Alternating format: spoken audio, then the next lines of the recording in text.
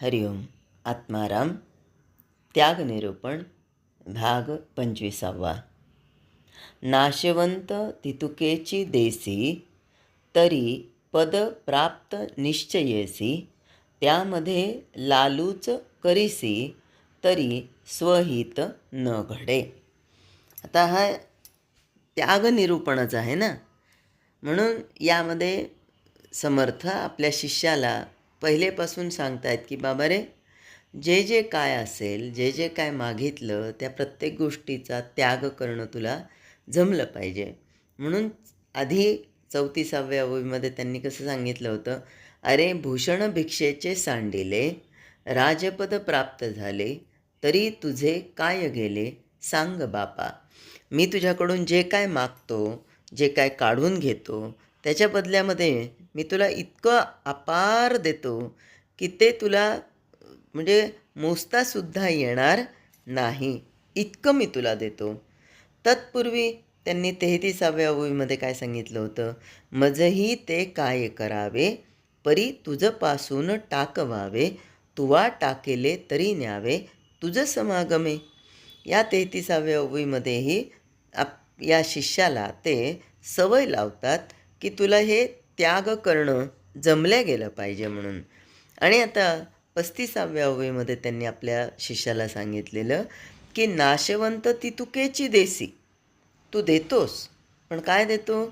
जे नाशवंत आहे ते देतो, जे आपल्या कामाचं नाही आहे ते देतो, जे खराब होण्यासारखं आहे ते देतो. आणि परत काय मागतो? तरी पदप्राप्त निश्चयेसी. त्यामध्ये लालूच करीसी, तरी स्वहित न घडे. आता समर्थ आणखीन सांगतात की जितकं नाशवंत आहे ते सगळं देशील, तर बरं त्यात जर काही लालूच करशील आणि थोडं राखून ठेवशील तर मात्र नुकसान होईल. आता आपण सगळ्यांनी नचिकेत वाचलेलाच आहे. तर नचिकेताच्या पित्याने विश्वजित यज्ञ केला. विश्वजित यज्ञाचा अर्थ काय आहे की घरामध्ये जे आहे ते सगळं टाकून द्यायचं, म्हणजे विश्वजित यज्ञ. पण यांनी काय केलं, घरामध्ये काही गायी होत्या, त्यातल्या वांज गाई देऊन टाकल्या आणि दुधाळ गाई मात्र ठेवून दिल्या. आता हे काय देऊन टाकणं झालं का? नाही.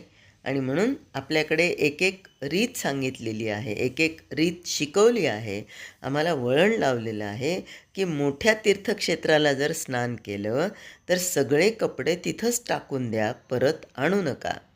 आता हे लक्षात ठेवून माणसं स्नानाकरता निघतात, पण काय करतात, जे चांगले कपडे आहेत ते बदलतात आणि जे टाकूनच देण्यासारखे आहेत असेच कपडे नेसून तिथे जातात. मग विचार करा, ही लालूचच झाली की नाही. वास्तविक हे जे शिकवलं आहे ते त्यागाची सवय लावण्याकरता शिकवलं आहे की ते तुझ्या गरजेचं आहे तरी सोड.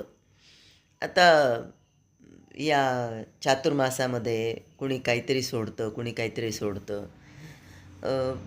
आता समजा मला कांदा आणि लसूण मला सहनच होत नाही आहे, पण मला सहन न होणारी वस्तू मी सोडली, तर याला सोडलं म्हणतात का? नाही. ज्याची मला गरज नाही आहे हे जर मी सोडलं तर त्याला सोडलं किंवा त्याचा त्याग केला असं म्हणता येत नाही. तर ज्याच्याजवळ दुसरं काहीच नसतं त्याला संकोच झाला तर समजतं. आता याच्याकडे भरपूर आहे एखाद्याकडे, म्हणजे ज्याचं कप्पाट भरलेलं आहे, त्यांनी संकोच करायचं काही कारण आहे का बरं? नाही. पण त्यांनाच लालूच जास्त असते बरं का. आणि म्हणून समर्थ प्रत्येक वेळेस आपल्याला या 35व्या ओळीमध्ये काय सांगतायत की त्यामध्ये लालूच करीशी. कशामध्ये? नाशवंत तितुकेची देसी, तरी पदप्राप्त निश्चयेसी. त्यामध्ये लालूच करीसी, तरी स्वहित न घडे. म्हणून थोडी लालूच तुझ्या अंतःकरणात झाली, आणि ही लालूच कशावरून अवलंबून आहे, तर परिस्थितीवर अवलंबून आहे असं आपण म्हणतो. पण ते खरं आहे का? नाही. ज्याच्याजवळ 10 कपडे आहेत त्याने जर एक कपडा दिला तर 10 1 असं झालं. आणि ज्याच्याकडे 2च कपडे आहेत आणि त्यांनी त्यातला एक कपडा दिला, तर म्हणजे त्यांनी काय केलं, तर 50% पुण्य दिल्या गेलं. कारण 2 कपड्यातला एक कपडा देणाऱ्याचं हे जास्त झालं ना. आणि 10 कपड्यातून एक कपडा देणाऱ्याला फार काही प्राप्त होण्यासारखं नाही. मग आपल्याकडे शास्त्रामध्ये काय सांगितलेलं, श्रिया देयम, रिया देयम, संविदा देयम. म्हणजे आपल्या वैभवाप्रमाणे दिलं पाहिजे, आपल्या ऐश्वर्याप्रमाणे दिलं पाहिजे.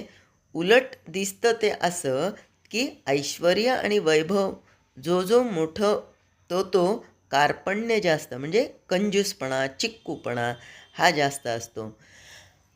एक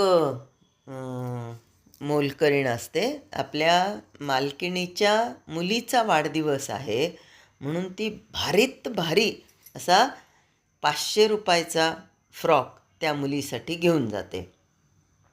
आणि त्याच दिवशी या मोलकरणीच्याही मुलीचा वाढदिवस असतो आणि ती मालकीण त्या मोलकरणीच्या मुलीसाठी अवघ्या 100 रुपयाचा फ्रॉक घेऊन येते. आता इथे श्रीमंत कोण आहे बरं? पैशाने श्रीमंत जरी ती मालकीण असली तरी वृत्तीने श्रीमंत आहे ती तिची कामवाली. कारण तिला ऐश्वर्य नाही, वैभव नाही आहे, पण तरीही तिच्यामध्ये देण्याची वृत्ती आहे, दानाची वृत्ती आहे. आणि जी मालकीण आहे तिच्याकडे वैभव भरपूर आहे. ती 500 नाही 1000 रुपयाचा पण ड्रेस ती मोलकरणीच्या मुलीला देण्या इतकी तिची ऐपत आहे, पण वृत्ती नाही. आणि म्हणूनच समर्थ यामध्ये सांगतात, त्यामध्ये लालूच करीसी. माणसांना देता देता मोह सुटत नाही. असं पाहिलं आहे आपण की प्रसादाचे लाडू असे वाटायचे. आता लाडू एके ठिकाणी कमी होते म्हणून अर्धा अर्धा वाटायचं ठरलं. पण त्यातही भले काही हुशार असतात बरं का. लाडूचे 2 तुकड्यांपैकी जो मोठा तुकडा आहे ना तो स्वतःकडे ठेवायचा आणि जो लहान तुकडा आहे तो दुसऱ्याला दिला जातो. मग याच्यामध्ये काय परत आलं ना तेच, त्यामध्ये लालूच करीशी हे समजावं म्हणून द्यायची इच्छा आहे, द्यायचं ठरवलं आहे, देतो. पण मध्येच वाटतं की जरा कमी नुकसान झालं तर बरं. अहो एवढंच नाही, माणूस दान देण्याची वृत्ती आता सत्यनारायण श्रावणामध्ये करतात. पण सत्यनारायण करताना दुकानदाराला काय म्हणतात, पूजेची सुपारी द्या. अरे बाबा, खायची सुपारी किंवा मोठी सुपारी जर तू ब्राह्मणाला दिली तर किती नुकसान होणार आहे. द्यायचं आहे ब्राह्मणाला, एका सुपारीच्या बदल्यामध्ये काय काय मागतो, द्विपदी चतुष्पदी ऐश्वर्य, आयु, आरोग्य, धन, धान्य, संपत्ती, संतती. संकल्प केवढा मोठा करतो, पण देण्याची वृत्ती मात्र नसतेच. आणि परत काय म्हणतो की आता एवी तेवी नुकसान तर पत्करलंच. म्हणजे आता समजा द्यायचं आलं तर मग आता थोडं कमी पत्करू असा विचार केला जातो. म्हणून समर्थ प्रत्येक वेळेस आपल्याला सांगतायत की नाशिवंत ती तुकेची देसी, तरी पदप्राप्त निश्चयेसी, त्यामध्ये लालूच करेसी, तरी स्वहित न घडे. म्हणजे मध्येच कशाचाही मोह बाळगशील तर तुझं हित घडायचं नाही. शिष्य खरंच चांगला आहे, गुरुनं असं सांगितलं आणि त्याला ते पटलं, त्याप्रमाणे करण्याची, उत्कटतेनं करण्याची त्याची सिद्धता झाली आहे. त्यानं आपलं सर्वस्व गुरुला कसं अर्पण केलं ते उद्याच्या भागामध्ये म्हणजे 36व्या ओळीमध्ये बघूया. हरिओम. जय जय रघुवीर समर्थ.